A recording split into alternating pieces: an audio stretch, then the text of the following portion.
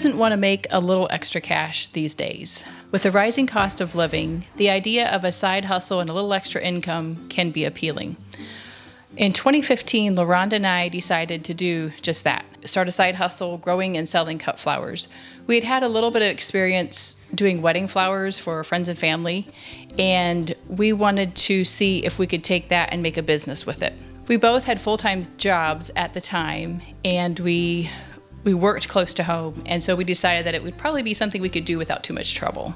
The challenge, though, with any side hustle is to make it profitable, but keep it in the margins. Mm-hmm. A side hustle can take over your life really quickly. We found that out. For that reason, we recommend thinking through the logistics of it, just all the different things that will need to happen on a flower farm before you dive right in. So in that spirit, that's what we want to talk about today. Before we do, though, don't take any of this to mean that we don't think you should start a flower farm. We're on your side. We want you to start one. We want you to be successful. Counting the cost is a little part of that success.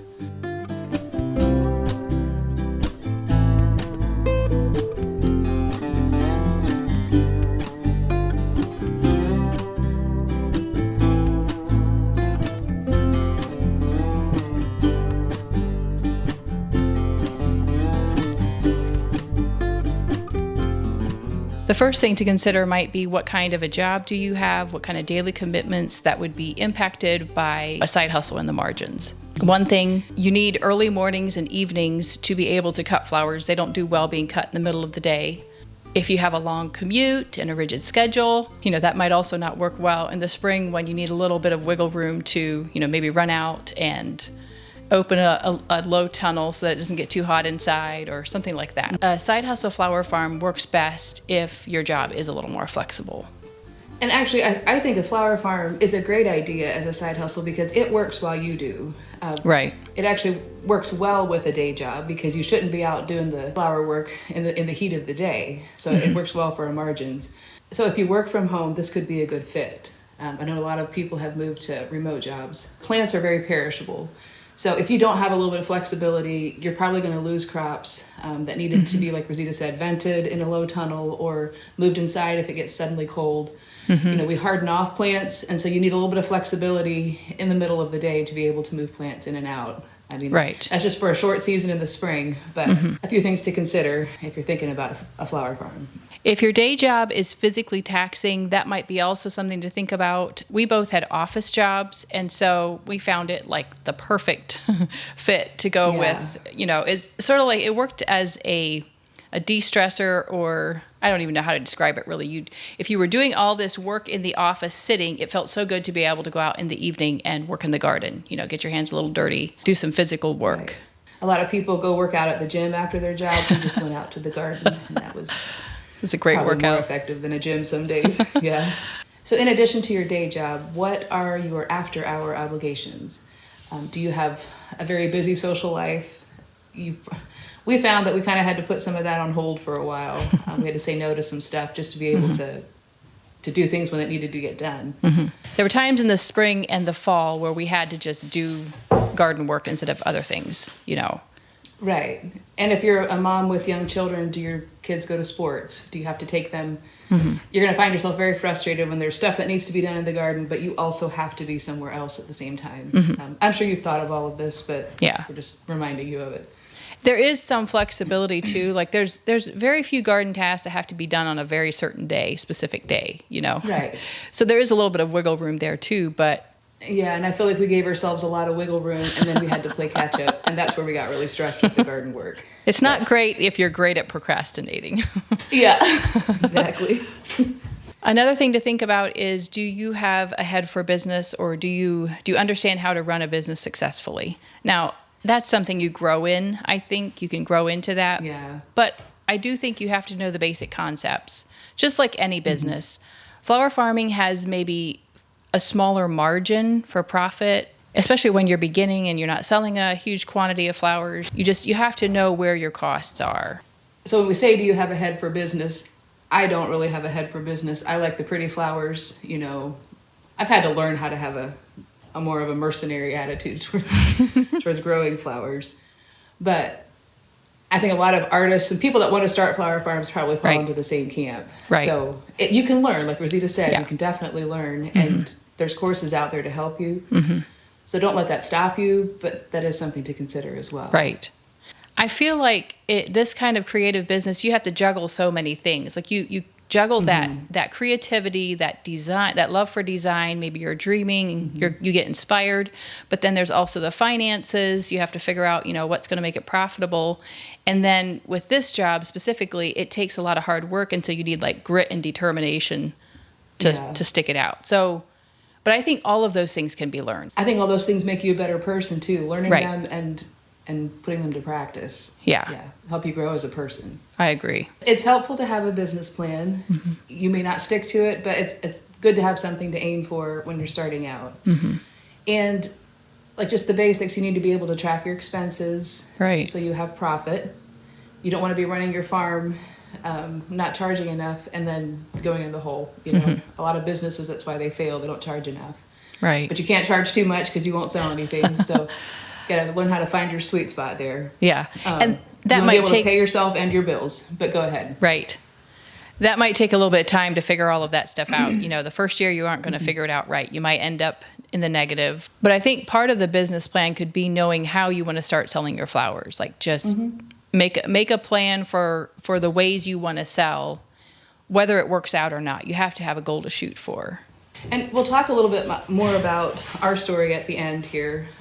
But I feel like that's one way that I might have struggled a little bit starting over, was not having a clear goal for where I wanted to sell my flowers or how many I wanted to sell. Right. I'm speaking from experience. If you're there too, we understand. So do you have money to invest in a flower farm? That's a personal question. You don't have to answer that here. The bigger your investment up front, the more the stress will be on you. And we knew that starting out. So we just started very small. And we'll talk about that in the next video in the series. We started small and invested our own money. And then we didn't feel so much pressure. Because there's so much to learn when you're starting out that it can just feel overwhelming to make sure you don't mess anything up. And then you feel terrible if you do and you've lost all that money, whatever. Right. We don't actually recommend that you start a flower farm if you're needing to make a lot of money the first year. That's probably not going to happen. Not to bust your bubble or anything. It takes a while to learn how to grow flowers. It takes a while to establish a customer base. It just takes a little while to get things up and running. The exception for that might be if you have grown a lot of flowers, you started this as a hobby and you're suddenly wanting to take it and make a business out of it. You might already have people interested and you might have a lot of experience. So that might go better. But if you're new to all of this, just go. It's okay to go slow. We thought of the first couple of years kind of as our flower farming school. Didn't put too much pressure on ourselves to make our investments back or pay ourselves a whole lot. Like it was like us going to school to learn how to be a flower farmer.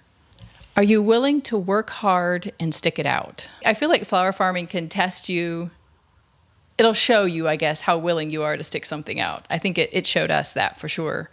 We said we gave ourselves 5 years in the very beginning and said that if we don't love it, it's okay, we can quit. And actually, I think probably every year we talked about quitting. Cut flower farming is a lot of hard work. Like it's physical work. But I think something that we didn't really see in the beginning is that it's a lot of mental work too. Planning and figuring out what you want to do. And I think especially if you're in your business by yourself, it's good to get someone outside of that, even maybe outside of the cut flower farm world to bounce ideas off of. You need mental support. You probably need physical support too, because there are a lot of hard jobs. The dream doesn't always look so dreamy. And we say sometimes you get chased by the dream. So you chase the dream. You chase the dream and it ends up chasing you. Yeah. And I would say for your physical support that Rosita was talking about, we would not recommend going down to the local convenience store and getting junk food at 10 o'clock at night. Although we did that many times. Our neighbor worked at the BP gas station, and our neighbor worked there. It was the closest place to go get a bag of chips. And we were feeling so embarrassed. I'm like, we're making poor choices, we know. But yeah, we did that completely. So are you a dreamer too? We were talking about this yesterday, and we just agreed again that flower farmers probably fall into the artists and dreamers camp, which is where we find ourselves. And the very thing that brings you to flower farming might be the thing that makes you want to quit. Do you have what it takes to keep going? even when you want to quit. Right. I think you do. It's just sometimes it's a mental pep talk or whatever, but sometimes it's the thought of all you've invested that keeps you going. That was that way for us a few times. And I think if you are that dreamer, take time to like look back and see how some of your early dreams, as you're getting into cut flower farming, see how some of those early dreams are fulfilled. Like, it's okay to dream. Go ahead and dream. We're not saying don't dream. Dream. And then check in with your dreams and make sure that you're still on the track to where you want to go. Right. A little bit of our story with starting a side hustle flower farm. We started out small. We knew that we had to keep it small, keep it in the margins, and we wanted to learn how to grow flowers before we scaled it up. So I think we did that so we started in 15, and then in 21, that winter we planned a very busy year. We were making classes, I don't know what all we had in mind. Well, what happened, it was, I think, January or February of 21 that I met Myron, my future husband, and then when did you and Morgan go on your first date, Pete? In March, then. Same year. Okay. So a little over a month later. And our very busy year suddenly got a lot busier. Myron was from Arkansas and I was from Ohio, so there was a lot of flying back and forth. We were very conflicted that year, I would say, because we loved our lives. We loved our jobs, our side hustle. And we were just thinking, how's this going to work? We put so much work into it and we're just going to have to quit. So we basically did what we've been preaching is we started small, we grew, and then just when it was getting good, we had to start all over again. Right. We made a couple of classes. We filmed a couple of classes that year, and I think we got them up and running in December. And we had plans for like other classes down the road, Yeah, many classes. It was something, and actually this little series was a little class that we had talked about doing. And so like it was a huge mental shift, even just like this is where we're going. It felt a little bit like starting all over again, because then we both got married the next year. What were you going to say? What I was going to say is, like, maybe the silver lining to that is that we got to test all of our theories and what we were teaching. Basically, we had to start all over in new gardens. And so how to start a cut flower farm or whatever how to grow cut flowers was one of our classes. Right. I felt like I didn't know how to grow cut flowers when I moved to Arkansas. It was very different.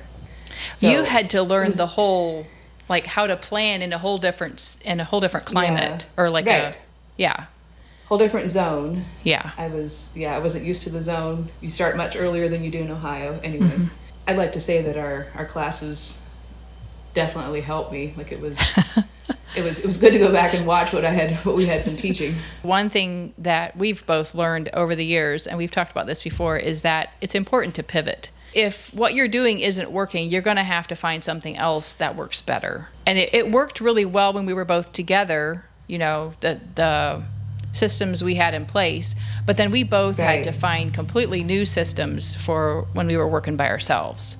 Shoot, even how we do our videos, it's a lot more complicated now because we have to have, it takes a lot more work. You should see the whole setup. Right. It's more work editing and whatever. Right. But it can be done. Right. Just because something didn't turn out the way we thought it was going to didn't mean it wasn't meant to be. Like, we can learn, we can pivot. Yeah. Just try again. I think probably the hardest thing for me was leaving our customer base. Yeah. We had built that up. I think that has been the most challenging thing for me too, is like trying to figure out how to sell the flowers again. That is the least fun part of the business, I'll be honest. Yeah. But you have to do it if you want to have a business, basically. Right. But one thing that's helped me is I just say I'm doing research. I'm chalking it up to research. Yep. If this worked out, great. If not, we're going to we'll move to something else. So those are some things we think are good to consider if you are thinking about starting a side hustle flower farm. If you have an interest, I say go for it. If you do if you start slow, you won't lose that much, and you'll gain a lot of information, and it can be a very rewarding job. You're there for the big moments of people's lives. You should put that quote on the hatches and the dispatches.